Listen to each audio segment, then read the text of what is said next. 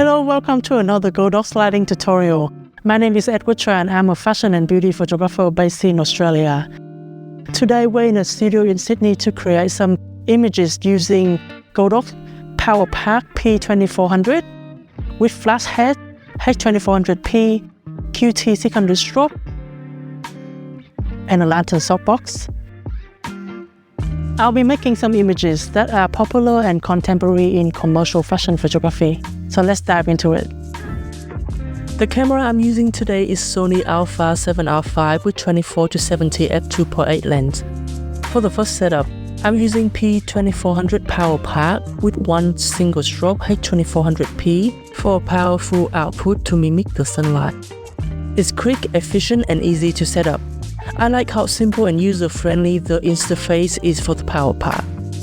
My goal is to capture all the details of the look, including full body, 3/4 portrait, close-up headshot for detail of the jumper and earrings, a detail of the skirt and another one for the boot. First, I place the light pointing up to the ceiling quite far from where the model is standing. This will result in the lighting that are bright but not too harsh on the model, similar to the natural sunlight. I first test out 2 white polyboard to fill in the shadow.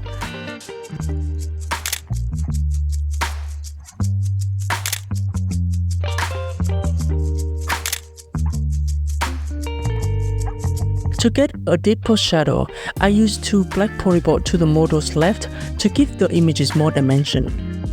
It really depends on the client's creative brief.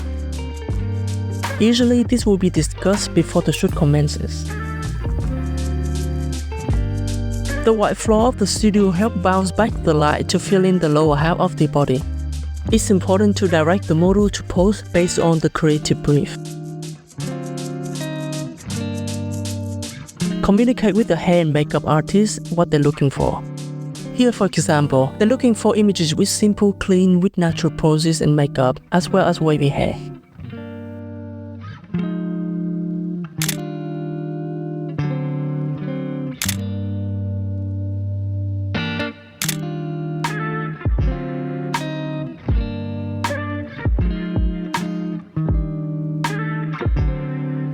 Moving on to the next setup, I'm using the Godox 85cm in diameter collapsible lantern softbox attached to the H2400P strobe as an overhead light to equally lighten the space in all directions. That's my field light or ambient light.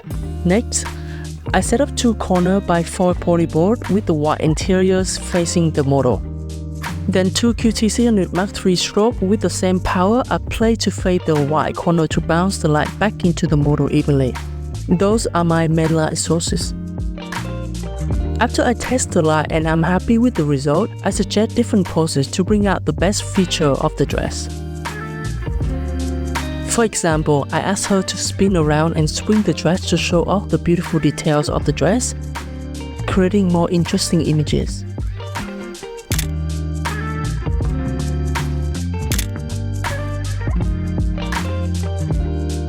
The short recycling time of the H2400P tremendously helped me to catch the right moment and not miss the shot when shooting with f11.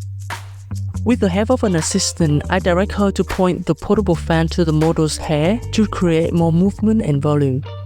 A fan is a great tool to assist with creating wind with different intensities.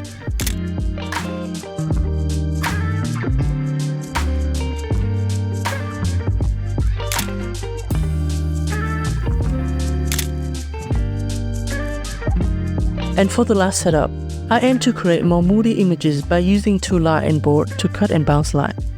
First, for the field light, I set up a corner with white facing toward the model and use a QT600 Mark III strobe facing the corner to bounce back the soft light to the model.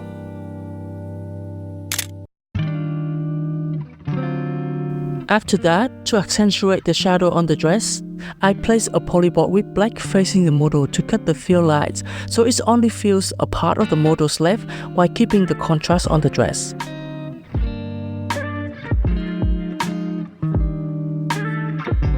Now as you can see here, in this image there is a detail in the shadow while the dress has a strong shadow to the side. To me, it's more moody and dramatic. However, in the other image, the black polyboard is not there to cut the light. leaving the shadow on the model's left side almost completely filled, and that's not the result that I'm looking for to achieve.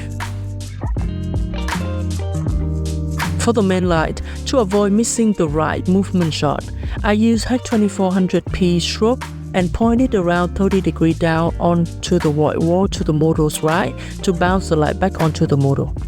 While doing that, I use a standard silver reflector attached to the light and a polyboard placed perpendicular to the model to limit the light spill to the background. After the two lights are tested to get a desired result, I suggest the model to pose similar to the second setup, mixing still shot and pose with movement.